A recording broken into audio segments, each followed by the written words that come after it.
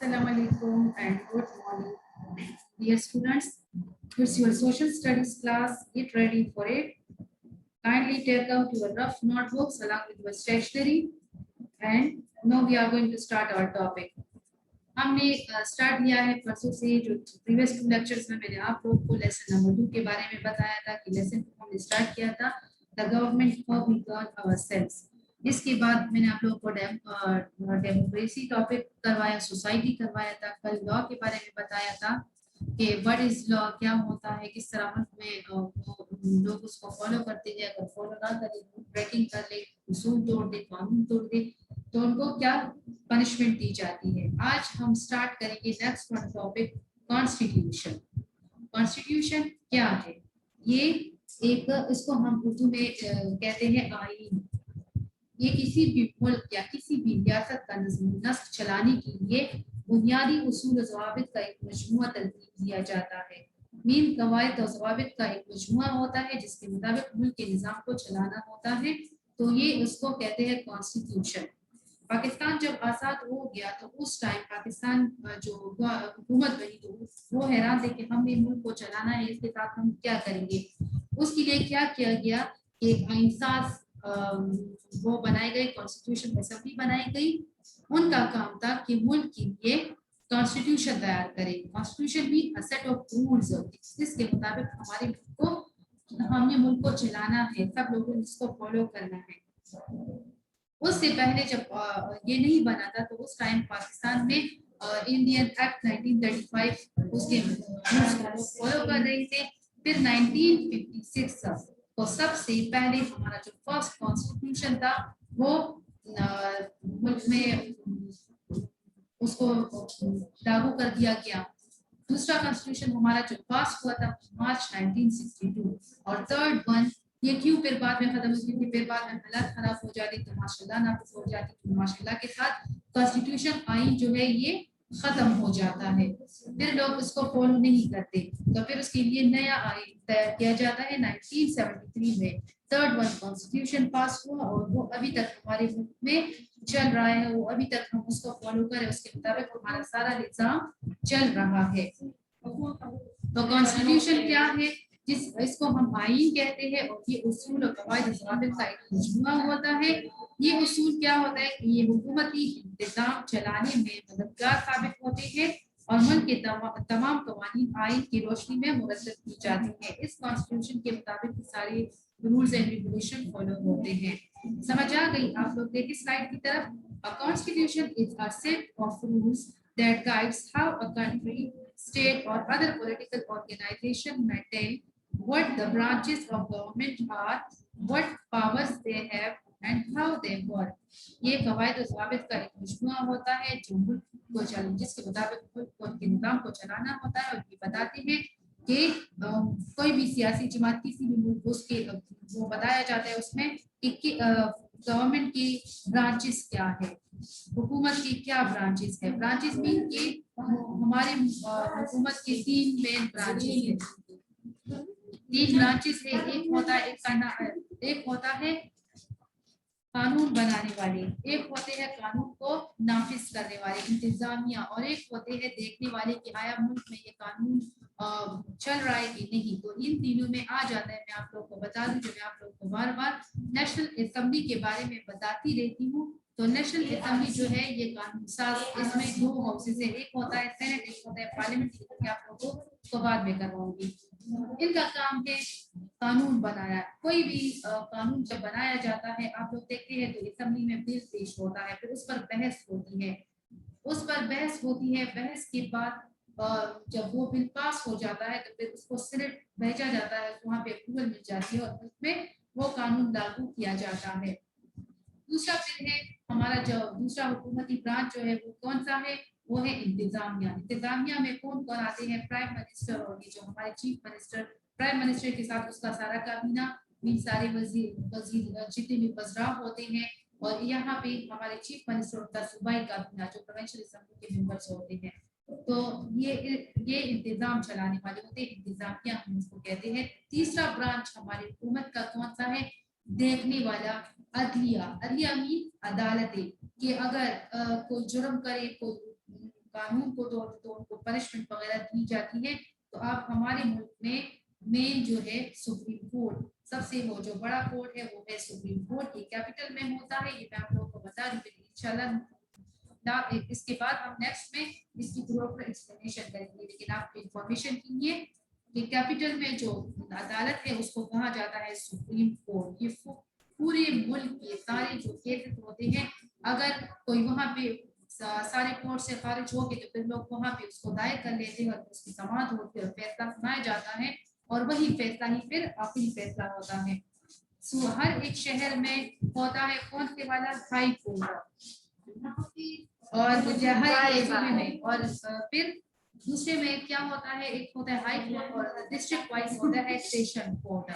سمجھ آ رہی؟ تو یہ تین وہ ہو گئے, ایک قانون بنانے والی, دوسری انتظامیہ انتظام چلانے والی, اور تیسری برانچ جو ہے وہ ہے عدالت عدلیہ. سمجھ آ رہی ہے نا؟ اچھا, تو اس کا مطلب ہے کہ آئین کیا ہے؟ آئین قوانین و ضوابط کا ایک مجموعہ ہوتا ہے جس کے مطابق ان کو چلایا جاتا ہے. وہ بتاتی ہے کہ کس ڈپارٹمنٹ کے پاس کتنا پاور ہے, کس کا کیا کام ہے, وہ کس طرح کام کریں گے, اور یہ ساتھ ہی ساتھ میں شہریوں کے فرائض بھی اس میں بتائے جاتے ہیں کہ شہریوں کے کیا حقوق اور فرائض ہے. نیکسٹ سلائڈ کی طرف دیکھیں. The current constitution of Pakistan was drafted in 1973. میں نے آپ لوگ کو بتایا نا کہ ہمارے ملک میں 3 آئین ابھی تک جو تھے وہ بنے اور پھر دوبارہ 2 ختم ہو گئے, ابولش ہو گئے. کس وجہ سے؟ مارشل لا کی وجہ سے. ماشاء اللہ کسے کہتے ہیں کہ جب ملک میں بگاڑ پیدا ہو, حالات قابو میں نہ ہو, تو پھر فوج آ کے کنٹرول لے لیتی ہے اور ہر ایک ڈپارٹمنٹ کا نظام جو ہے وہ فوج آرمی والے چلاتے ہیں, تو ملک کا جو آئین ہوتا ہے وہ ایبولش ہو جاتا ہے, ایبولش بھی ختم ہو جاتا ہے. پاکستان کا جو لاسٹ ون بنا تھا, تھرڈ ون کانسٹیٹیوشن, یہ تھرڈ بھی ہے, اس کو ہم کہتے ہیں 1973 کانسٹیٹیوشن, تھرڈ کانسٹیٹیوشن. یہ ابھی تک پاکستان میں ہے. پاکستان کا جو موجودہ آئین ہے یہ 1973 میں بنایا گیا تھا. ڈرافٹڈ 1973 مینس کہ 1973 میں بنایا گیا تھا. اب ہم اس کی جو مین خصوصیات ہے, جو بنیادی خصوصیات ہے, اس کے بارے میں جاننا چاہتے ہیں. تو بہت بڑے ہیں لیکن کچھ پوائنٹس میں آپ لوگوں کو بتا رہی ہوں. Basic characteristics of the 1973 Constitution. Allah Almighty has sovereignty over the entire universe and every law will be according to the Quran and Sunnah. کہ اس کا جو سب سے پہلا وہ کیا ہے کہ تمام کائنات پر حاکمیت اللہ تعالیٰ کی ہے. اللہ تعالیٰ نے ہم سب کو پیدا کیا ہے اور ہم سب اس کی عبادت کریں گے. ہم سب اس کی عبادت کرتے ہیں اور تمام کائنات پر ساری حاکمیت بادشاہت اللہ تعالیٰ کی ہے. اور ہر قانون اور سنت کے مطابق, ہر قانون قرآن اور سنت کے مطابق بنایا جائے گا. کہ ہمارے ملک میں جو بھی لا بنے گی, جو بھی لا پاس ہوگا, جو بھی قانون ہوگا, تو وہ قرآن اور سنت کے مطابق وہ بنایا جائے گا. سیکنڈ ون کی طرف دیکھیں. According to the Constitution, the name of Pakistan is the Islamic Republic of Pakistan. 1973 کی کانسٹیٹیوشن میں اس کے آئین کے مطابق پاکستان کا نام اسلامی جمہوریہ پاکستان ہے. آپ سے کوئی پوچھے پاکستان کا نیم تو ہم سمپل بتا دیتے ہیں پاکستان. نو, اس فل نیم از اسلامی جمہوریہ پاکستان. انگلش میں ہم اس کو کہتے ہیں اسلامک ریپبلک آف پاکستان. یہ 1973 کی کانسٹیٹیوشن کے مطابق پاکستان کا نام ہے.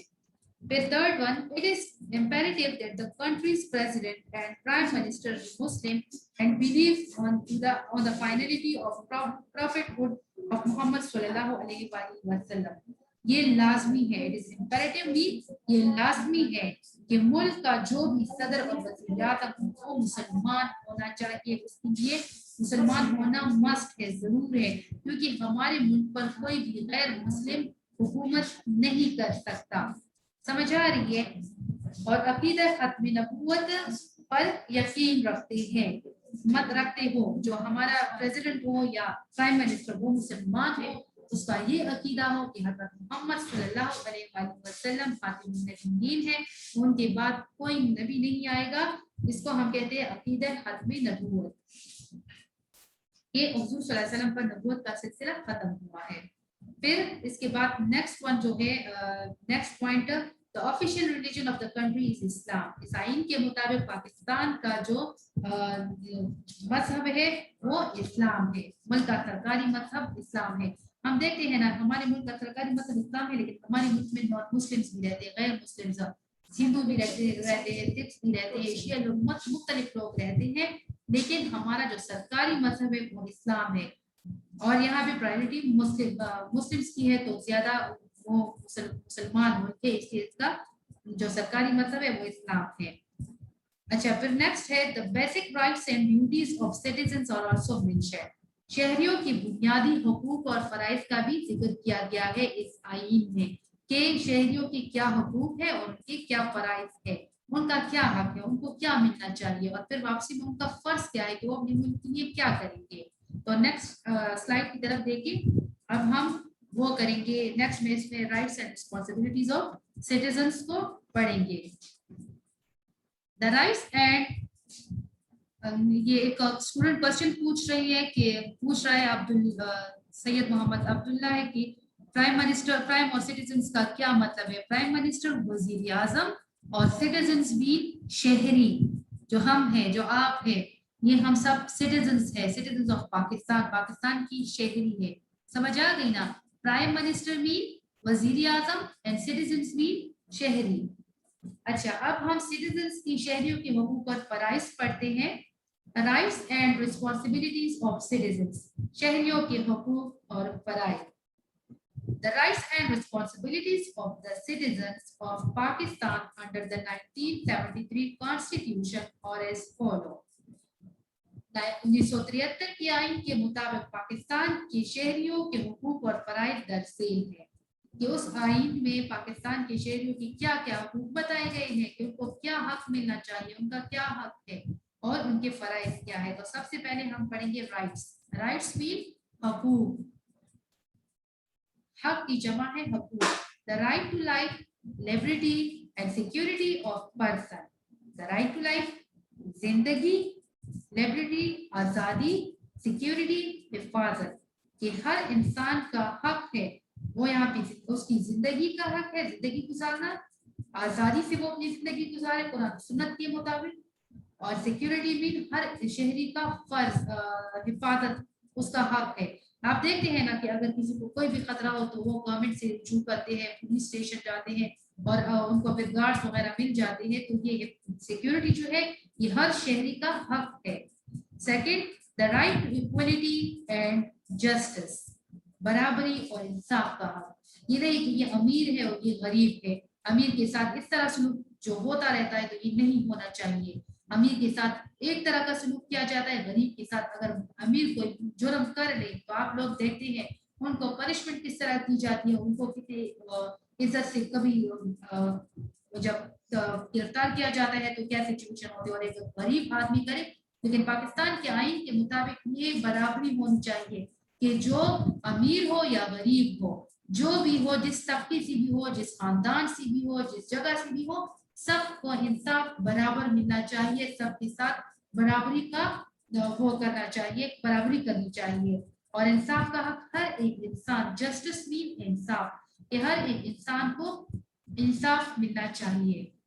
The right, next one, the right to basic living facilities, जिंदगी की बुनियादी सहूलतों का हक। इंसान जिंदगी गुजार रहा है तो उसकी जो सहूलतें उसको मिलनी चाहिए, जैसे हमारे हमें बिजली, हमारा गैस, ये हमारे बुनियाद जिंदगी गुजारने के बुनियादी सहूलतें हैं ना, घर, ये सब कुछ जो है ये हर एक इंसान का हक है। द राइट टू एजुकेशन, तालीम का हक, हर एक बच्चे पर, हर एक छोटे बड़े की ये तालीम का हक है कि वो जहाँ चाहे, गवर्नमेंट, प्राइवेट सेक्टर, जहाँ से भी तालीम हासिल करना चाहिए, उनका हक है कि वो तालीम हासिल करे।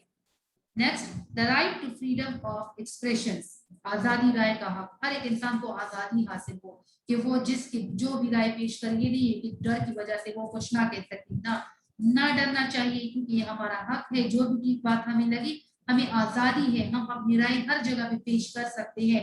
जैसे कि वोटिंग होती है तो वोट भी हमारी एक राय होती है, हम एक शख्स को सेलेक्ट करना चाहते हैं तो क्या होता है कि उस शख्स को सेलेक्ट करना हमें आजादी हासिल है कि हम जिसको भी चाहे कर सकते हैं, ये नहीं यहाँ पर जोर जबरदस्ती कोई भी नहीं कर सकता। द राइट, और लास्ट में the right to vote, vote डालना हर एक इंसान का हक है कि वो ये नहीं है कि आप वोट ना दे और कुछ देंगे और कुछ नहीं। हर एक शहरी जिसकी उम्र 18 साल है तो वो क्या करेंगे, وہ ووٹ ضرور دیں گے اور جس کو بھی چاہے جس پارٹی کا بھی چاہے تو وہ ضرور دیں گے. یہ پوچھ رہے محمد سعد پوچھ رہے کہ I don't understand please repeat it again. تو کائنڈلی کیا کوشچن ہے آپ کا پوچھ لے تو میں وہ کر لوں گی. ایکسپریشنز بھی آزادی رائے کا حق کہ وہ اب ایکسپریس کرے اپنے خیالات کا اظہار کرے. سمجھ آ رہی نا ایکسپریشنز کہ وہ اپنے ایکسپریشنز کو ظاہر کرے اور رائے بتا دے. اچھا پھر آپ لوگوں کو سمجھ آ گیا. اب ہم پڑھیں گے رسپانسبلٹیز ذمہ داریاں فرائض. ہمیں تو حقوق مل رہی ہیں. ہمارا تعلیم کا حق ہے رہنے کا حق ہے آزادی کا حق ہے ووٹ کا حق ہے بنیادی سہولتوں کا حق ہے. لیکن اب ہمارے کچھ فرائض بھی بنتے ہیں نا. جیسے کہ آپ لوگ اسکول آتے ہیں تو آپ کا حق ہے ٹیچر آپ کو پڑھاتی ہے چاہے آپ 100 بار کوشچن کریں جب تک آپ کو سمجھ نہیں آئے آپ کا حق ہے کہ ہم کہتے ہیں it's your right to ask the question again and again. Question بار بار پوچھ لے تاکہ آپ لوگوں کو سمجھ آ سکے. یہ آپ کا حق ہے کہ ہم اسکول میں جتنی فیسلٹیز ہے آپ لوگ کو پرووائڈ کی جائے. آپ لوگ کلاس روم میں بیٹھیں گے فل فیسلیٹیڈ کلاس روم آپ کے ہوتے ہیں. تو یہ دیز آر یور رائٹس.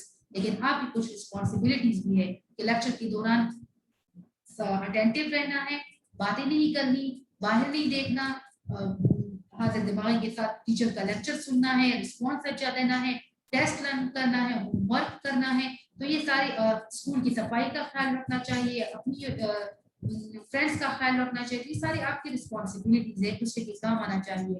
اسی طرح ہر ایک شہری کی بھی اپنی رسپانسبلٹیز ہوتی ہے ایک ملک کے لیے. First one be loyal and patriotic to the country.